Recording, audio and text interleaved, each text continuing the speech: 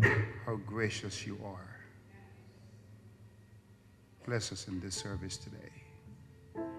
In Jesus' name. I love your worship leaders. And if I had the ability, I will transport them to someplace else, just for a few minutes. Thank you for the opportunity of being here in your church. Pastor and Sister Francis, Carolyn, we go back in the 70s. We were at college together. And I'm glad that he's your pastor. It's a blessed thing to have good friends that you can connect with and to be in a place where you feel as though people have welcomed you here. I feel welcome. I'm glad about the music. I love music. A lot of instruments and musicians are here.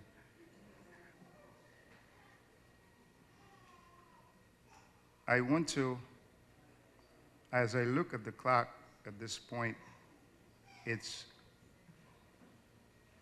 12:45. I don't usually take snacks at that time. I take a full meal.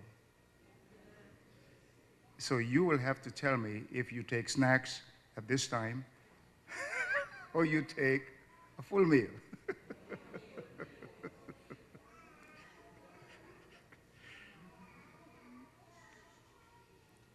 I bring greetings from the Hope Church in Bloomfield. I received news that I will be transferred to another church here in Brooklyn. Yeah. In Brooklyn. I noticed my friend Leon Henry in the congregation. We go back to the 80s. He was in the finance department of a mental health clinic that I worked in then. And we have maintained our friendship and respect for each other through those years. It's good to see you, my brother.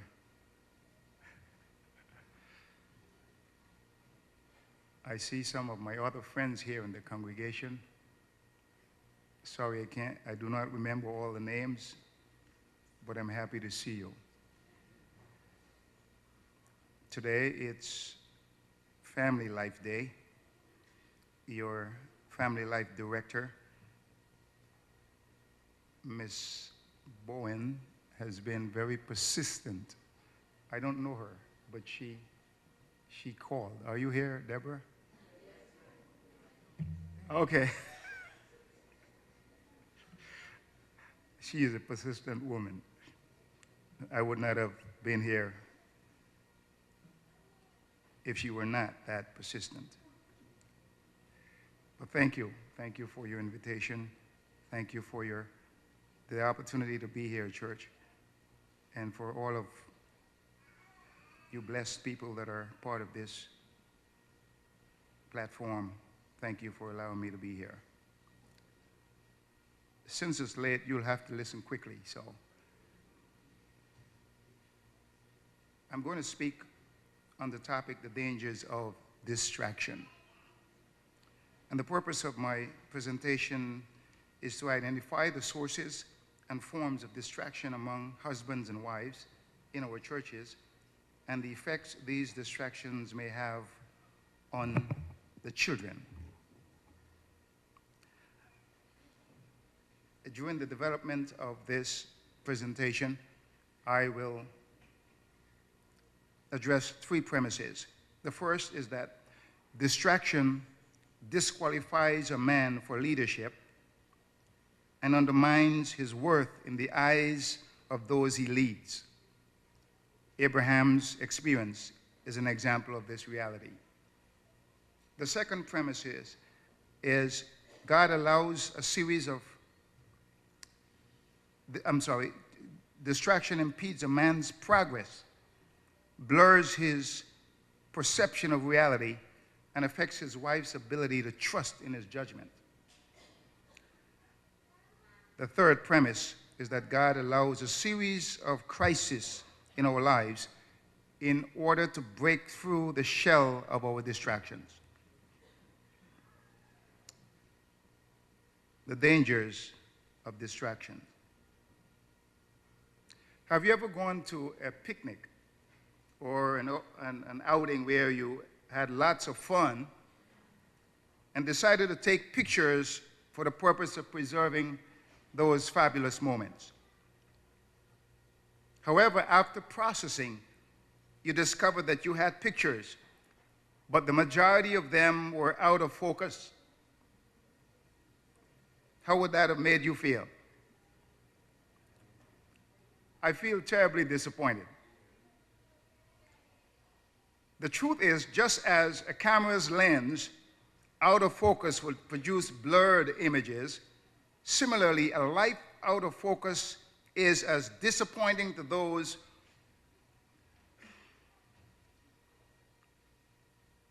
who of necessity must live with it. For too many of us, the pictures of our lives are made up of blurred images. These may be representations of bad experiences of the past we are still struggling with. Though good images exist, they may be in the minority.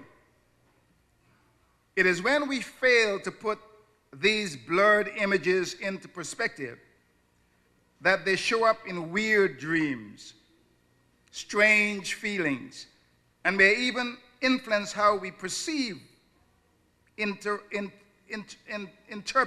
and experience people around us. At times, these bad experiences may cause us to even experience worship as a round of ceremonies, void of meaning and purpose and significance. As a result, even our experiences at church become blurred sometimes. I believe that there is somebody here today who can relate to what I'm talking about.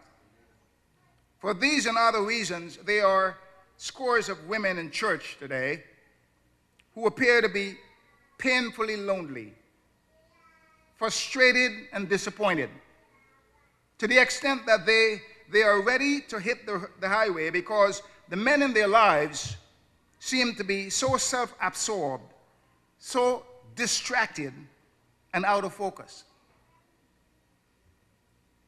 When someone is out of focus, you can tell by the positioning of the eyes. When someone is out of focus, you can detect it through the unsettled stance on pertinent issues. When someone is out of focus, you can discern by the absence of clear life goals. When someone is out of focus, you can tell by that individual's expenditure of time and energy upon that which does not bring him or her closer to the image of God. Is anybody hearing me today? When someone is out of focus, though multi-talented and gifted, that individual accomplishments may not match his or her abilities. When someone is out of focus, that individual prays less, pretends more, talks about God, but walks contrary to that talk. And he or she may even use church as a cover to hide his or her loss of integrity. The older we become, the greater the consequences of our distraction. So then it seems prudent that we learn a lesson or two from the lives of Abraham and Sarah about distraction in adulthood. That brings me to my first premise. Distraction disqualifies a man for leadership and undermines his worth in the eyes of those he leads. Abraham's experience is an example of this reality. It was evident that when Abraham left the Ur of the Chaldees, Genesis 11:31, he was intensely focused. Genesis 15:6 affirms that he believed in the Lord. So he took Sarah, his wife, with all their substance and departed from Haran, and they headed for Canaan. Starting energy is not the same as staying energy.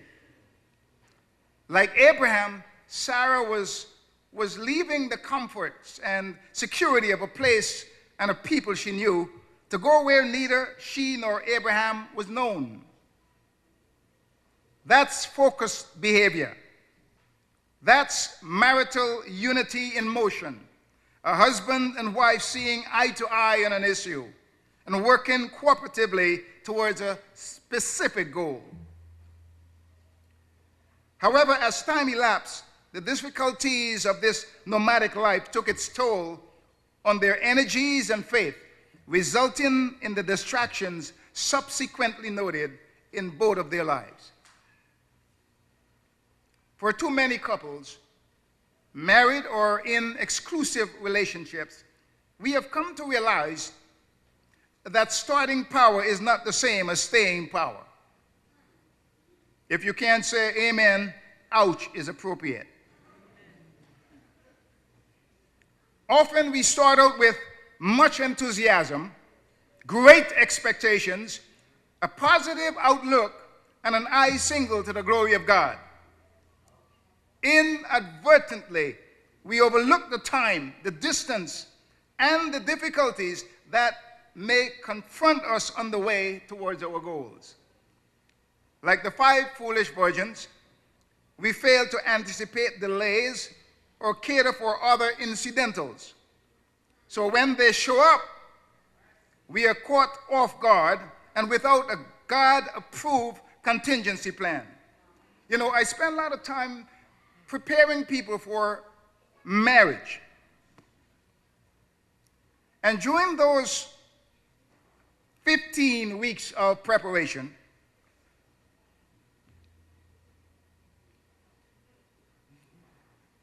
I will say to them, I will follow you for 2 years, but I won't be the one who will initiate the call. Over the last 5 years, I have tracked scores of couples that I counseled in preparation, that's premarital, postmarital. Well, pre-engagement, premarital, and then postmarital. Pre-engagement is not a confirmation to marry. You are literally going through a series of preparation and information that will help you determine that this is the one you want to marry. I hope I'm not talking anybody's story here. In the post-marital, okay, so you've decided you want to be married, you're now married. I follow you for 2 years. Why 2 years? Because in the first 2 years of your marriage, you can do enough damage that by the time you get to the 3rd year, it's over.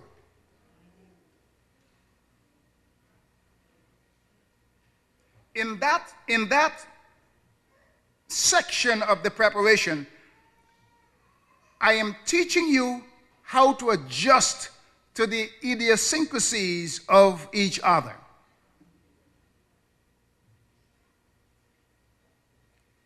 If your mother used to cook the fish in a certain way, your wife will never be able to do that the same way. In fact, your mother took 48 years to get to the place she is, and you expect in 2 weeks your wife will do it the same way. That's unreal. Unrealistic, guys. The challenge, though, is that I found out only 3% or 3 out of 10 couples will come back for post sessions. Now, it becomes a little annoying when you, and I don't charge people to do the service. If I am giving you free service and you don't have the concern enough to use it up, don't call me in a crisis, because I would have helped you to avoid that crisis. The truth is, saints, we spend a lot of time in church, but we can't teach. I have not gone to a school that teaches one subject as its curriculum. We are in church for over 8 hours any given Sabbath, and we do one thing only. Life is not only spiritual, saints. Luke 2:52 makes it very clear. Jesus increased in wisdom,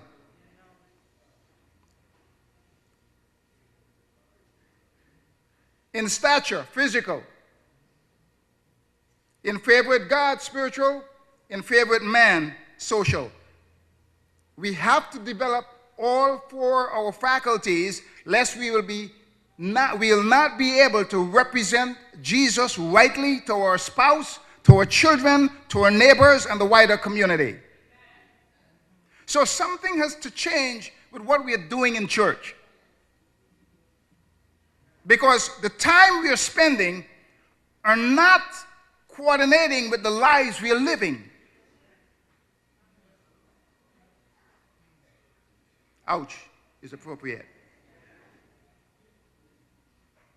So let me come back here. It's important that you hear this.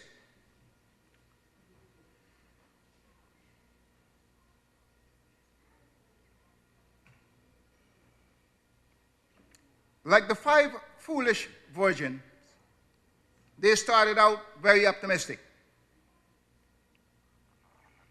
but they failed to anticipate delays or cater for other incidentals. It is during these periods when our skies become gray and our zeal is diminished that we must encourage ourselves in the Lord. The news for every challenged couple is this: when we walk in His will, God always has a contingency plan in place for each of us. The path to Abraham and Sarah's fortune, as directed by God, led them through unfamiliar territory. Over time, they began to absorb the cultural norms of the people they mingled with. Some of us don't believe that. And sooner than later, Abraham allowed the prevailing sentiments of the culture to influence his thinking, and as a result, it altered his trust in God to protect him and his belongings. So he came up to Sarah with a contingency plan of his own making.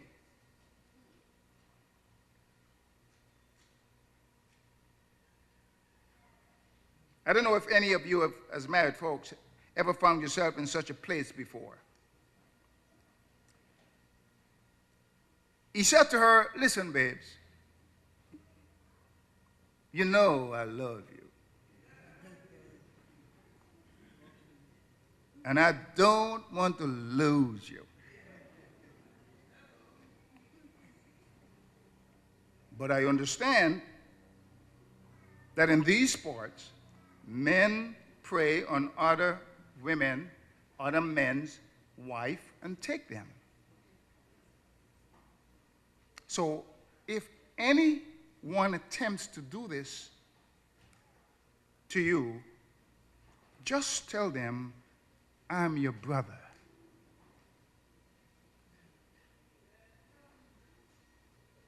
So Sarah, clueless as she was at that point, she replied, "That's all right, boo. You know I love you."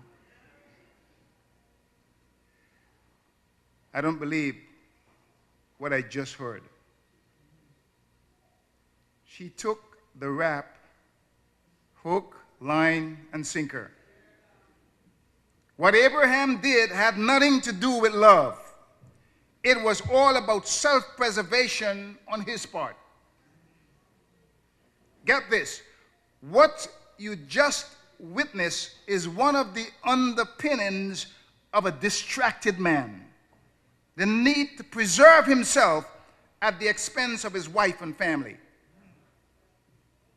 Abraham had a contingency plan, but it was contrary to God's will. He was prepared to lie about his status and sought his wife's approval to collude with him in this madness. Ladies, contingency plans are good. However, when they are contrary to God's will, you need to reject them. This kind of plan reveals something about Abraham's character. He had ceased trusting or resting his faith in God's ability to take care of him. It's the same thing that happens when things become brown and you want to go to work on Sabbath. When our faith ceases to rest in God, we resort to those tactics that are self-serving. For either God will reign or self will reign. This is a subtle form of idolatry. Let me warn you of something else. If God is on the throne, if God is off the throne, self will ascend it. Chambers affirms, he said, "We will either kill sin in us or it will kill the Son of God in us." When husbands, wives, and fiancés cease to nurture their faith, God is dethroned in the heart. Faith is nurtured through prayer, deep study of the Word, and practice exercises. Abraham flunked his big time. This partially explains why a distracted man stops praying and starts preying.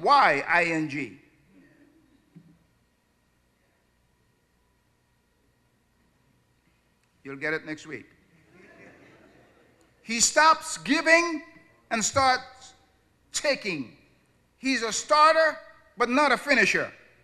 A distracted man rejects God's guidance and consequently disperses his energy and his seed without dignity or direction. So his output is big, but his intake is small, and it's just a matter of time before he runs into physical, emotional, financial, and spiritual bankruptcy. A distracted man soon becomes bankrupt. You seek to direct him, but he sits in anger and arrogance and shuns even good counsel. Solomon describes such a man in Proverbs 30:12 as comprising a generation that is pure in their eyes and yet is not washed from their filthiness. Solomon here describes a generation of men who appear incapable of smelling themselves.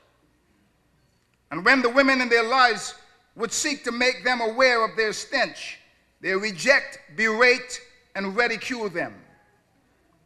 Again, the preacher warns in Proverbs 26:12 that there is more hope for a fool than for such a man. As fathers, brothers, males, our distractions may include, but are not limited to, women, sex, pornography, and addiction to stimulants, self-importance, cars, sports, or the chase for money, recognition, popularity, or power. And since we assert ourselves as heads of the household, when we begin to rot, the whole house smells.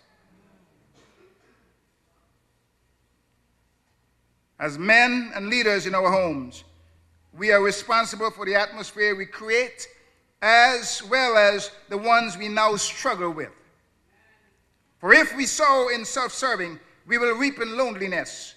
If we sow in kindness and consideration of the women and children in our lives, we will reap joy and fulfillment. So then, in this first premise, we discover that distraction disqualifies a man for leadership and undermines his worth in the eyes of those he leads. Abraham's experience gives us that example. Premise number 2, distraction impedes a man's progress, alters his perception of reality, and impacts his wife's ability to respect his judgment. When Sarah realized that Abraham had become so distracted in his walk with God, by association, she also became distracted. So she allowed the devil to mess with her mind until she became an agent of his in bringing her husband down to the place of the scornful. How did she get there? In her distraction, she allowed Satan to plant an ungodly thought in her mind through suggestion conditioning. I was here in the United States. My wife was at school, college in Trinidad. She called me one day and said, this guy came to me and said, listen, my wife is not here, and your husband is not here, so we're both single. Suggestion, conditioning.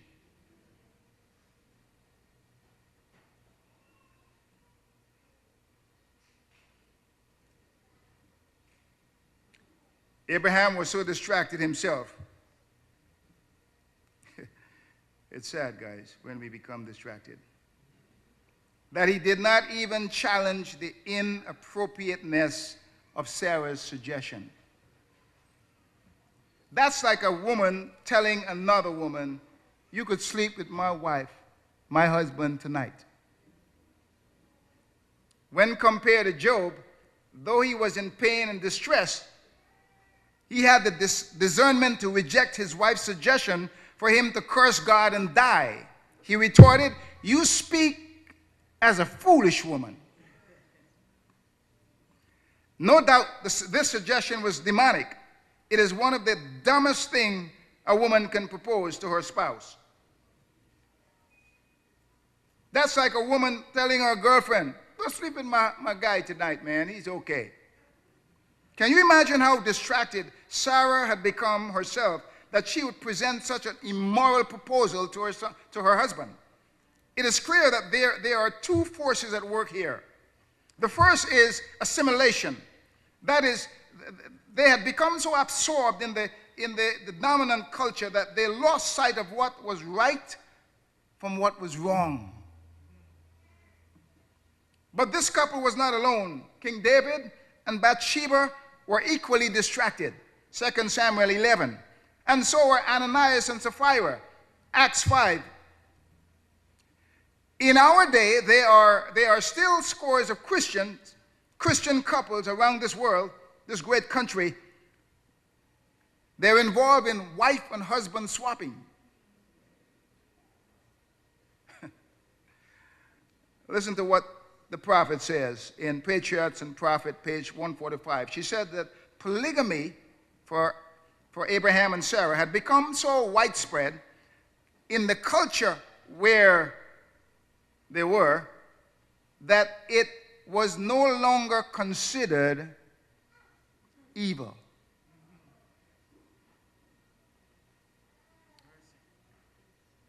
We may live in a culture where we know the people and we understand the culture, but there's something else that is working at your commitment to stay on God's law.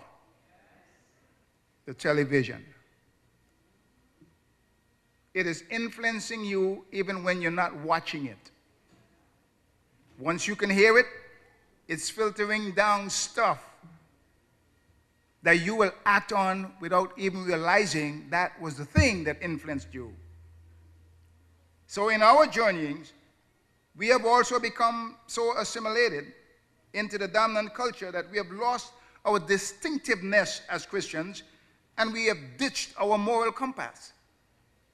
It seems that you can scarcely identify Christian women in the crowd these days, not by their dress, not by their simplicity, not by their chaste lives, nor by the grace of a gentle and quiet spirit. It seems obvious that Sarah was experiencing spiritual vision impairment. Notice what Sarah said to God, that God had done to her in Genesis 16:2. She said, "The Lord has restrained me from bearing." I contend that if Sarah was really aware that it was God who had restrained her from bearing a child, that should have meant something to her. He had her best interest at heart, but that's not how Sarah saw it. Regrettably, Sarah did not interpret this providence in that light. Instead, in her distracted state, she read the restraint to mean it was now time for me to do my own thing. Sister Sarah, you cannot disregard the restraints God has placed upon you for your protection and sanity, and be happy. And for the rest of my sisters here, let me remind you that your happiness is secured only within those limits God has set for you. Eve failed to heed those restraints and became a carrier of a deadly disease called sin. She infected her husband through her influence. Throughout the years of my ministry, I have met so many Sarahs, beautiful women, accomplished women, intelligent women, but totally distracted by the desire to be married or to have children. Van der Horst postulated that when a woman loves, she gives herself and not just her body in that relationship. It stands to reason, therefore, that thorough consideration must be given to the choice of whom she gives her heart to. Because if the heart isn't given, the body won't be given. Sadly, it appears that too many beautiful, accomplished, godly women are too trifling with their hearts these days. The desire to be married and have children are legitimate desires. However, ladies, Satan will tempt you to fulfill these legitimate desires in inappropriate ways. This was Sarah's problem. She had become so obsessed with the desire to have a child that she was not willing to wait on the Lord anymore. She wanted a solution, and in desperation, anyone would do. But going out in desperation is one thing. Living through the consequence is another. Let us be reminded that Sarah had a difficult time doing that. Well, it got hot in the kitchen. I imagine her blaming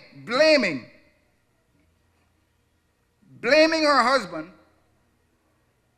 wanting him to go postal on Hagar, and quite mean to the little boy she was instrumental in creating. That's the state of the human heart. These are the repercussions when, as women and men, we fail to hold our own with God. If your husband want to go south and God is not convincing both of you that that's where to go, you need to stand and say, let's pray over this. I believe that Sarah's request and Abraham's compliance without protest simply describe the spiritual and emotional space they were both in, because it takes two to tango. However, this act of Abraham further confirmed the level of erosion of respect that Sarah held for him as a husband and a leader. It would seem then a merciful act of God not to have brought Isaac into this atmosphere so pregnant with tension, resentment, and rivalry. Consequently, he withheld the fulfillment of his promise until order and respect were restored.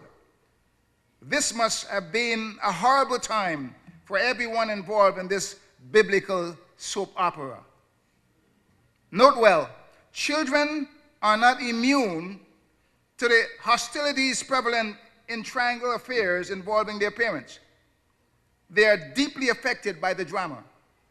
This kind of situation lays the foundation for unsettling a child's sense of security and confidence, resulting in them becoming confused and unable to focus. Sometimes when we talk about our kids not doing well in school, it has nothing to do with the teacher. It has to do with what's happening in the house. This kind of situation lays the foundation for unsettling a child's sense of security and confidence, resulting in them becoming confused and unable to focus. In fact, when as adults we mess up, children suffer.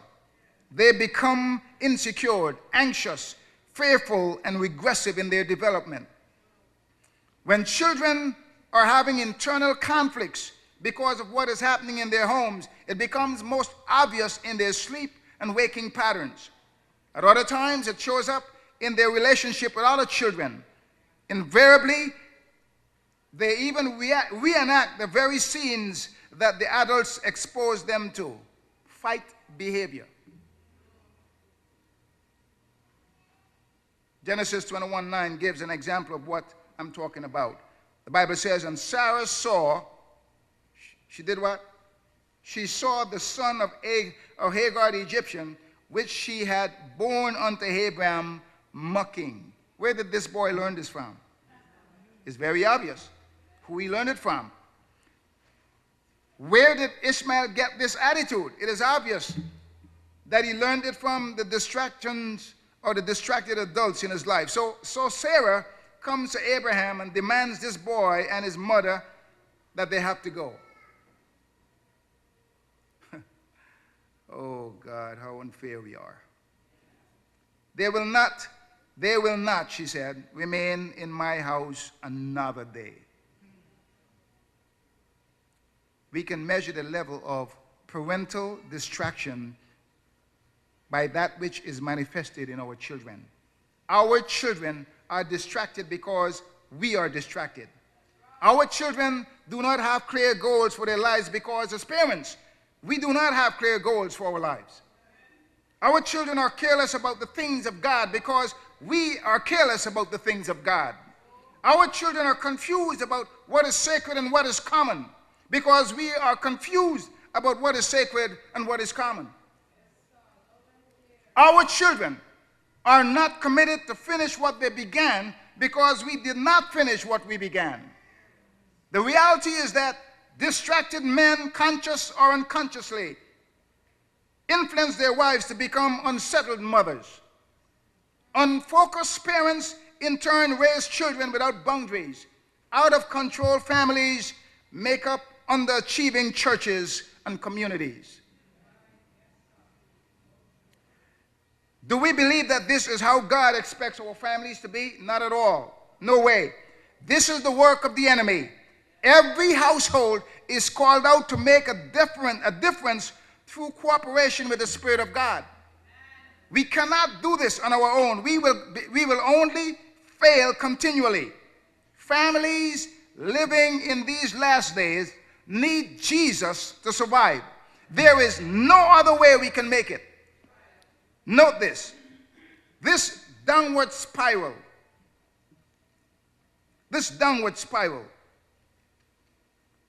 began with one person, one couple, one family, and it transferred from one generation to the next.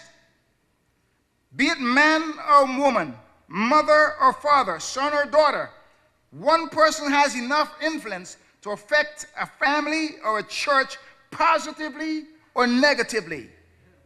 One person.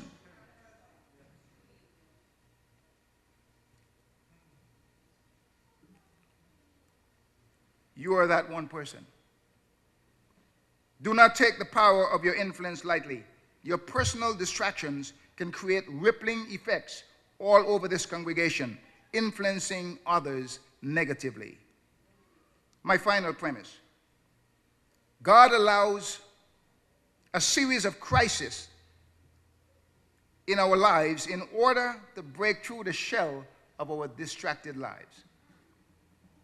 So what did God do to assist Abraham and Sarah in refocusing their lives? He allowed several crises in their lives. Today, I have time to highlight just one. Bear in mind, this downward spiral began with whom? Abraham, the boss man in the house. The man of the house was distracted, and he influenced everyone else in that house.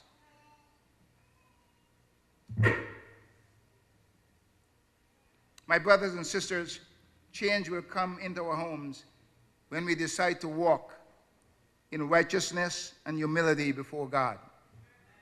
When God stepped into the Garden of Eden in the cool of that dreadful day, he did not ask for Eve. Instead, he inquired, "Adam, where are you?" And this was not a question to determine geographic location. He was talking about, where are you in your heart towards me?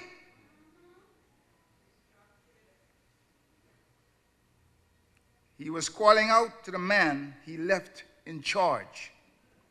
When God leaves you in charge, whatever happens under your watch becomes your responsibility, irrespective of who initiated the problem or whose choice exposed the rest of us to danger. I want us to observe carefully that in the dialogues God had with Abraham about the mess in his home, he never placed responsibility on Sarah for what Abraham needed to take care of. This lets me know, brothers, that God holds us as men to a higher standard of accountability than those we lead. I hope that we understand today that being the man of the house is not just about power and control. It's about commitment, courage, and accountability. It's about modeling a life of devotion, self-sacrifice, self-denial, and love before our wives and our children. It is becoming the Jesus your children can feel and touch and hug and handle. As fathers and husbands, we make God real to our families. And that's what God is looking for, a group of men who would make him real to women and children in their lives. What then was the crisis God used to refocus Abraham? In Genesis 22, he said, "Take now your son, your only son, Isaac, whom you love, and go up into the land of Moriah and offer him there for a burnt offering upon one of the mountains which I will pinpoint to you." This was no ordinary test. In fact, Ellen White says that the test that God gave to Abraham was much more difficult than the test he gave to Adam.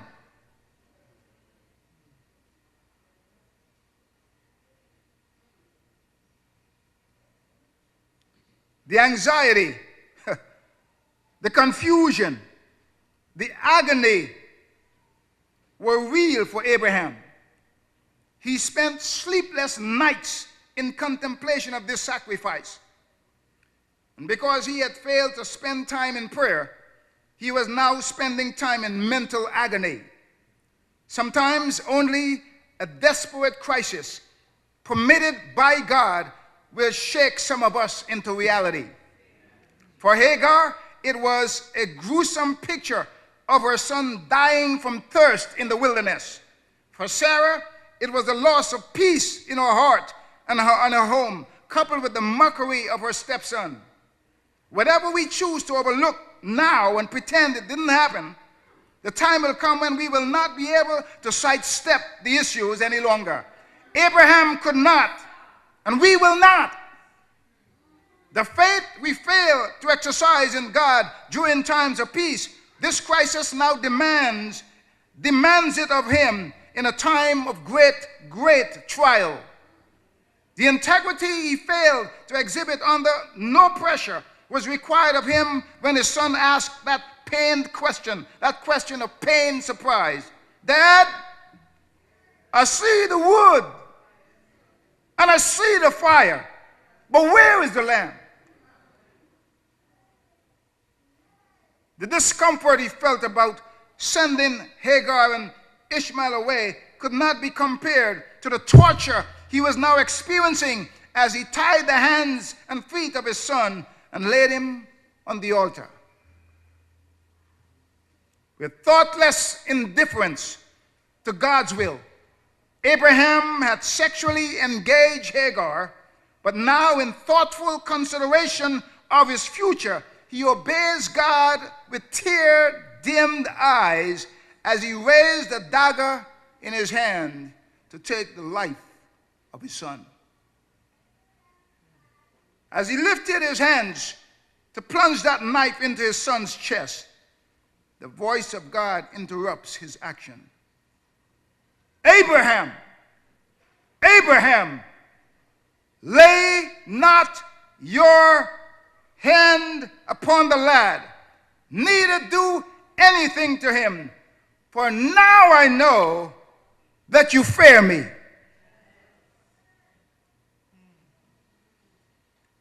In conclusion, it was this crisis that brought Abraham's life into focus again. At this point, God had his best energies. God had his best time.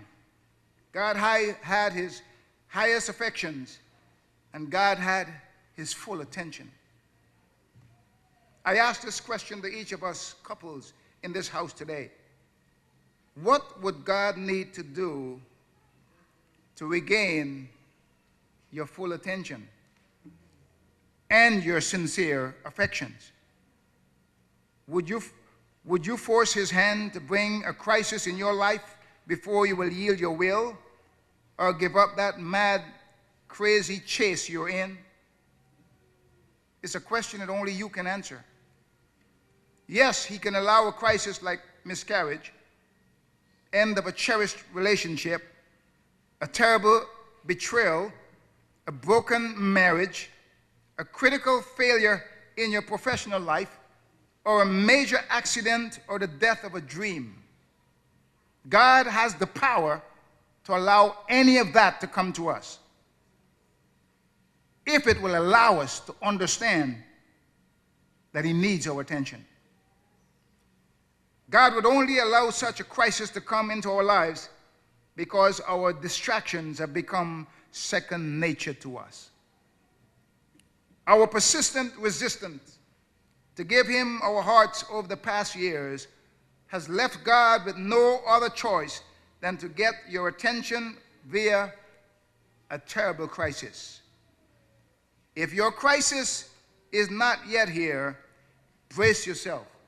It's coming. My friend, God loves you as much as he loved Abraham. And for this reason, he will do what it takes to save you from hell. No matter what your distractions are, no matter where they have taken you, God has sent me here today to let you know two things. The first, he sacrificed himself in his son to give you a second chance. The second thing he wants me to remind you of, he has a plan for your life. And the plan is for you to prosper. He wants to honor you and give you an outstanding and extravagant future. But you will not be able to discern that blessing if you remain distracted. Won't you give him your heart today? You alone, in the quietness of your life, know what is distracting you. Your pastor doesn't need to know. I don't need to know. But in your quietness, God convicts you of what is distracting you. And after hearing what he sent me here to tell you today, and you heed you choose not to heed it, understand the crisis is coming.